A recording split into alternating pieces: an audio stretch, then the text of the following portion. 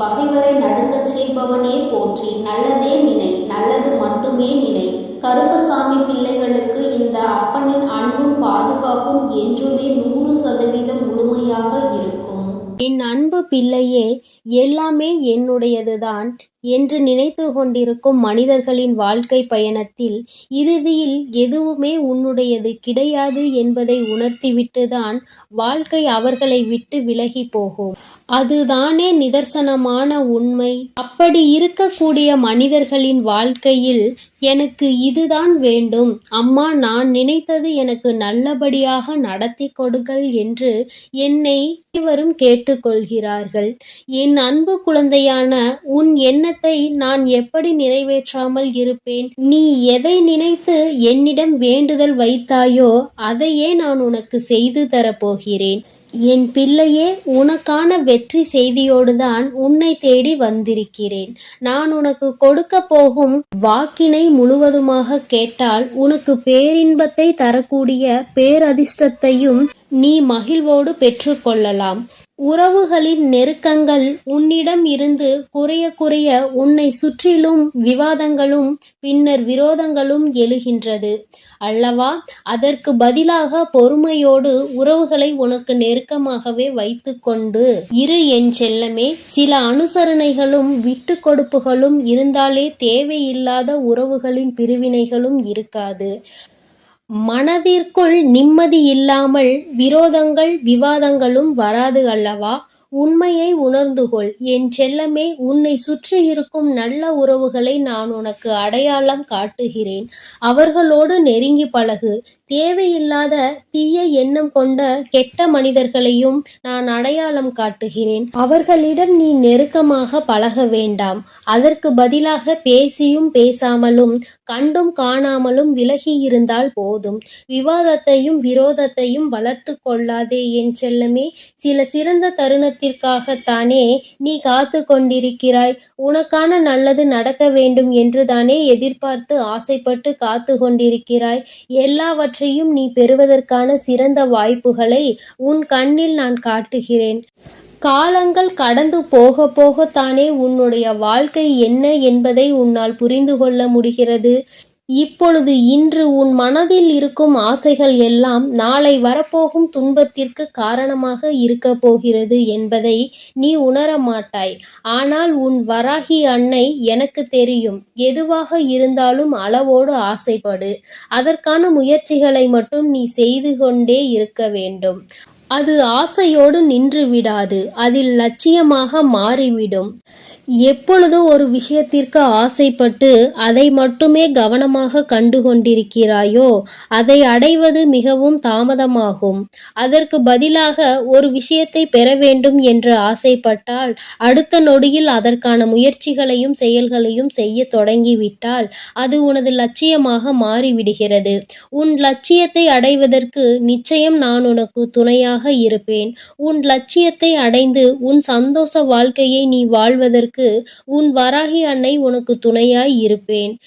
இனி நீ எதை நினைத்தும் கவலைப்பட வேண்டாம் என் செல்லமே. யார் ஒருவர் உன் மீது பொறாமைப்பட்டு உன்னை வீழ்த்த நினைக்கின்றாரோ, உன் வாழ்க்கையில் உன்னை தோற்கடிக்க வேண்டும் என ஆசைப்படுகிறாரோ அவர் தான் நிம்மதி இழந்து தவிக்கப் போகிறார்.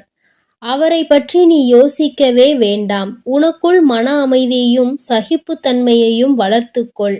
உறவின் மூலமாக வரும் சண்டைகளை எளிதில் தீர்த்து விடலாம். கொஞ்சம் பொறுமையாக இருந்து பார் என் செல்லமே.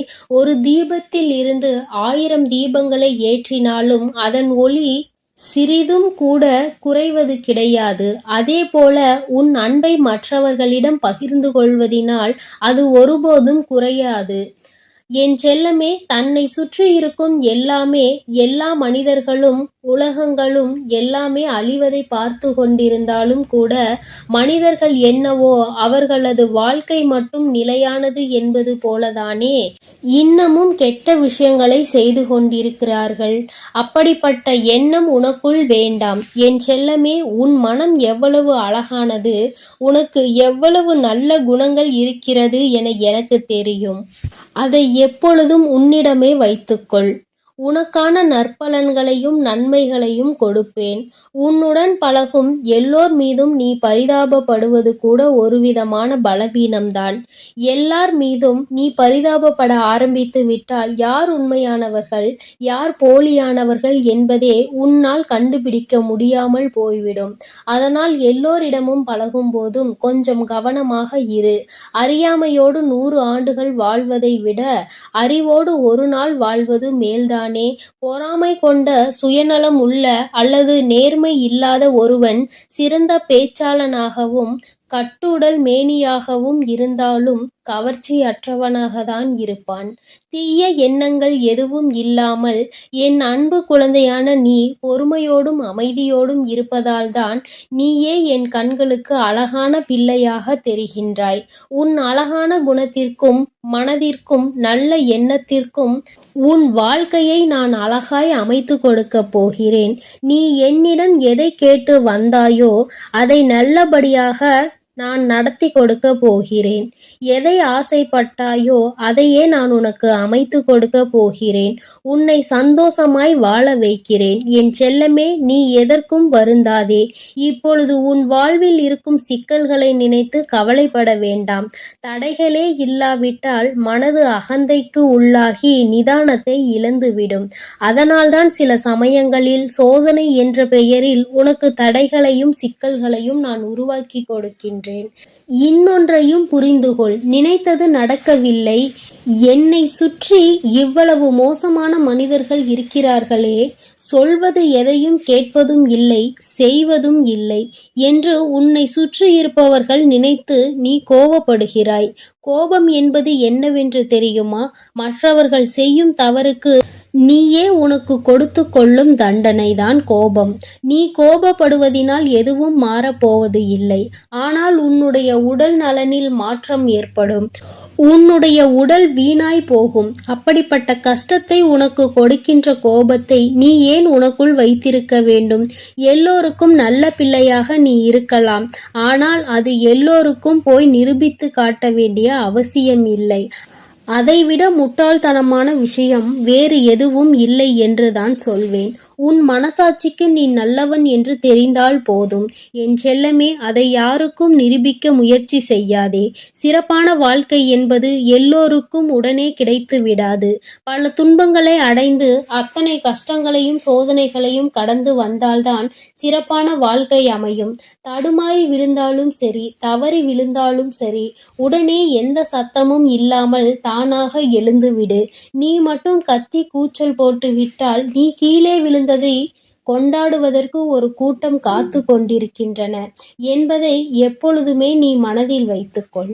என் குழந்தையே, போட்டி பொறாமை கொண்ட இந்த உலகத்தில் யார் எப்பொழுது கீழே விழுவார்கள், யார் எப்பொழுது கஷ்டப்படுவார்கள் என்பதை பார்ப்பதற்காக 4 பேர் எப்பொழுதும் தயாராய் காத்திருக்கிறார்கள். இந்த உலகத்திலே உன் தாய் உன் தந்தையின் அன்பை தவிர மற்றவர்கள் எல்லோரும் உன் மீது செலுத்தும் அன்புகள் எல்லாமே ஒருவித எதிர்பார்ப்புகளோடுதான் இருக்கிறது.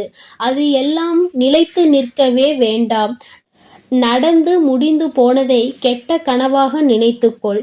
நடக்கப் போகின்ற நல்ல விஷயங்களை உனக்கு விட்ட சவாலாக எடுத்துக்கொண்டு உன் வாழ்க்கையை வாழ ஆரம்பித்தால் வாழ்க்கை மிகவும் இனிமையானதாகவும் இருக்கும். என் செல்லமே, எல்லோருமே மனிதர்களாக பிறந்து விட்டாலுமே கூட யார் ஒருவர் நல்ல மனதோடு இருக்கிறார்களோ அவர்தானே சிறந்த மனிதர். அப்படிப்பட்ட சிறந்த மனிதனாக என் பிள்ளையான நீ இருக்க வேண்டும் என நான் ஆசைப்படுகிறேன். உன்னுடைய ஆசைகளை துறந்துதான் பாரேன். நிம்மதி நிச்சயம் உன்வசமாக உன்னிடத்தில் இருக்கும். எதையும் ஆழமாக நேசிக்க ஆரம்பித்து விட்டால் நிச்சயம் ஏதாவது ஒரு காரணத்திற்காக உன் மனம் துன்பப்பட்டுவிடும். யாரிடமாவது எதையாவது யாசிக்கலாம் என்ற எண்ணம் மட்டும் உனக்குள் வந்துவிட்டால் நிச்சயமாக ஒரு நாள் இல்லாவிட்டாலும் ஒரு நாள் மனவேதனை படுவாய். அதனால் என் தங்கமே, எப்பொழுதும் அளவுக்கு அதிகமாக யாரையும் நேசிக்காதே, யோசிக்காதே, யாசிக்காதே. என் தங்கமே, நான் உன்னோடுதான் இருக்கிறேன். நான் உனக்காகவே இருக்கிறேன். உனக்கான தேவைகளை நீ உன்னுடைய வேண்டுதல்களில் மட்டும் வை. உனக்காக நான் அதை நிச்சயம் நிறைவேற்றிக் கொடுப்பேன். நீ நல்லதையே நினை. உன் வாழ்வில் நான் எப்பொழுதும் உனக்கு நல்லதை மட்டுமே செய்து கொடுக்கிறேன். என் அன்பு பிள்ளைக்கு இந்த கருப்பனின் ஆசீர்வாதமும் அன்பும் என்றுமே முழுமையாக இருக்கும். வேண்டும் வரம் தருபவனே போற்றி, வேட்டை பிரியனே போற்றி போற்றி.